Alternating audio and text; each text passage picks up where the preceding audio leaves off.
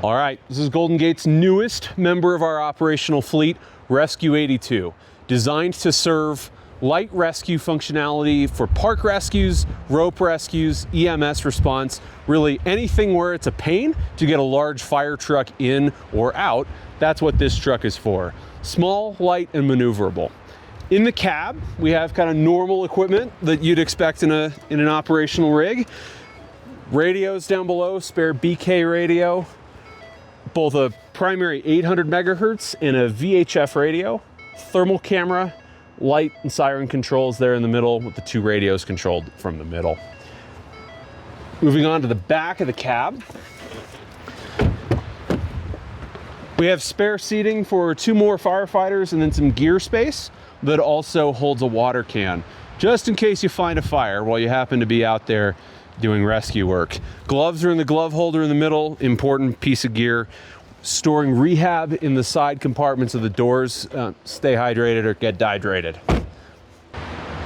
In our first compartment on the right, designated as the EMS compartment, this contains, Daniel, if you give me a hand here, we've got our EMS bag. This handles 90% of our medical needs.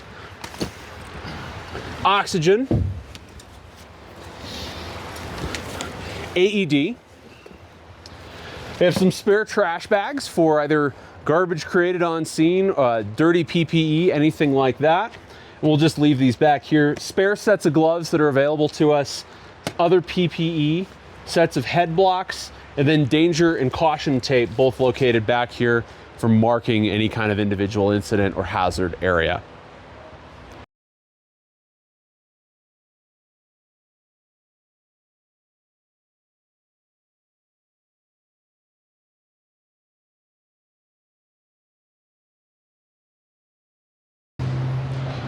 In the rear of the truck, this is where most of the equipment is stored. Foothill Fire and Highland Rescue. Most of the gear lives on this gear slider, operated using the green handle down here below. So reach in, grab that, and you can pull the whole kit out. It's organized where the gear that you need first for most rescues is located the closest to you, and then working backward with things that you need less frequently. Starting on the left side, blue bag is the belay line kit.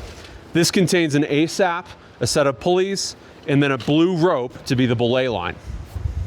Underneath is a spare life safety rope for whatever other purposes you need. I'm gonna grab that 300. In front is another life safety rope. And then behind that is the rigging kit.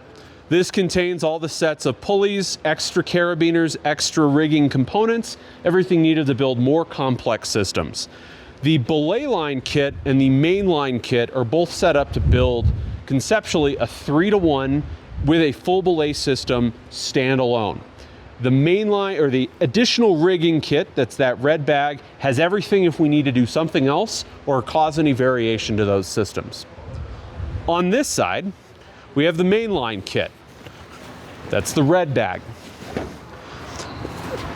Tucked away in the top, in the end of it, is the MPD with a 3-to-1 spare carabiner and pulley ready to go for a main line to descend. Tucked into the sides are extra pulleys and other components to build additional mechanical advantage. Go ahead, set that over here. The big black Pelican case here is the Harken Lockhead winch system. This is a mechanical advantage to be able to raise and lower. Go ahead, pop that open. Included within is a Milwaukee drill and a spare battery. Leave the star bit on the end of that. That's what's necessary to operate the drill, and leave a fully charged battery stored in here. This attaches to the front of the rescue or can be attached to other locations using the included anchor strap. Also in this compartment is a hitch plate anchor. So available to clip into the back of the truck or any other hitch plate on any other truck. Simple pin with a cotter pin to hold it into place. On the side is a light tower, so portable light tower that can be walked a decent distance in or be set up as needed. On top, First thing that you're finding is the wheeled litter. This undoes with a little catch, so we can slide that out if we need to, or you can just lift it up. This uses a fat tire wheel, and contained within it is also the rigging to connect it to the Stokes basket.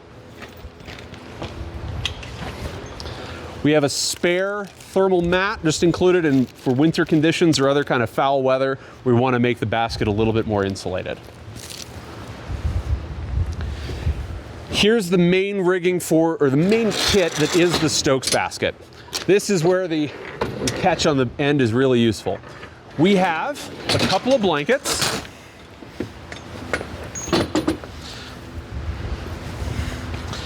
a victim harness located in this bag, patient helmet.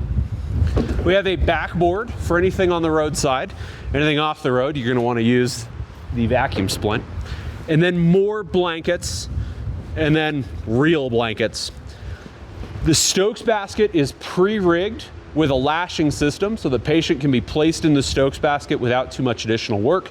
Simply place them in, and then blue to blue, red to red, connect the dots together and tension them in.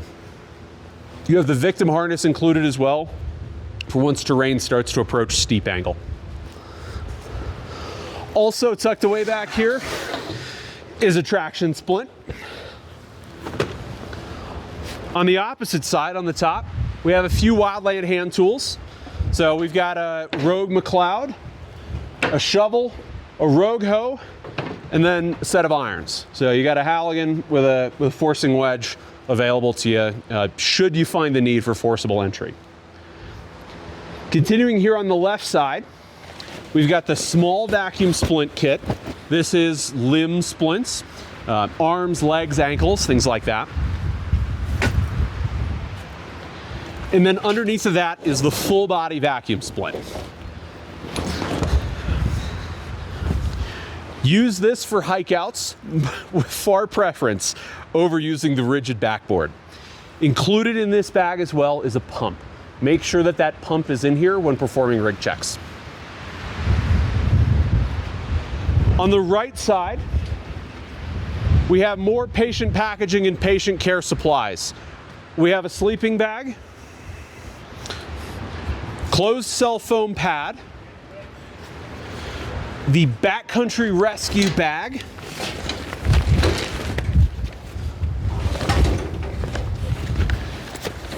contained in this bag, rehab supplies. The top portion of the interior pouch contains rigging kit that's capable of doing some short haul,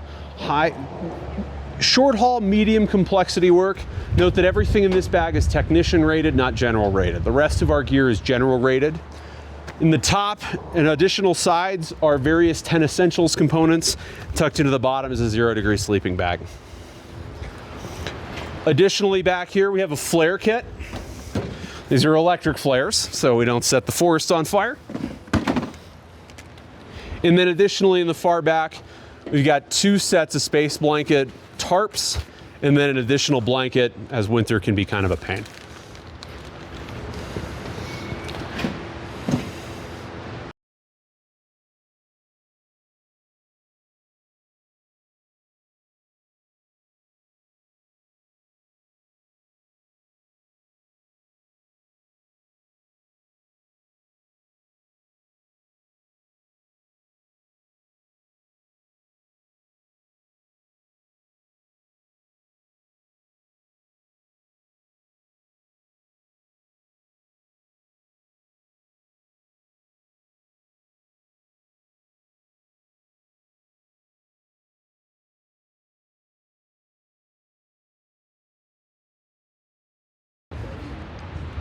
Finally, on the right side of the truck, we have the various personal protective equipment and other things that our individuals need to perform rescues.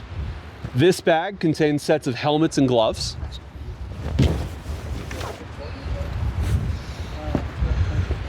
We've got a few extra cones. These are kind of classic pop-up cones. We have more flares to create a landing zone if necessary and mark it visibly. And then finally, in the next bag back here, we have sets of harnesses. These are all seat harnesses. If you need a chest harness, you're building it out of webbing. Tucked away back in here as well are a few sets of gloves. Tools to modify the terrain if necessary. All in an easy, ready to go package. Tucked away in the far back as well are a couple of flags. If necessary to control traffic or otherwise attract attention, you have tools to do that.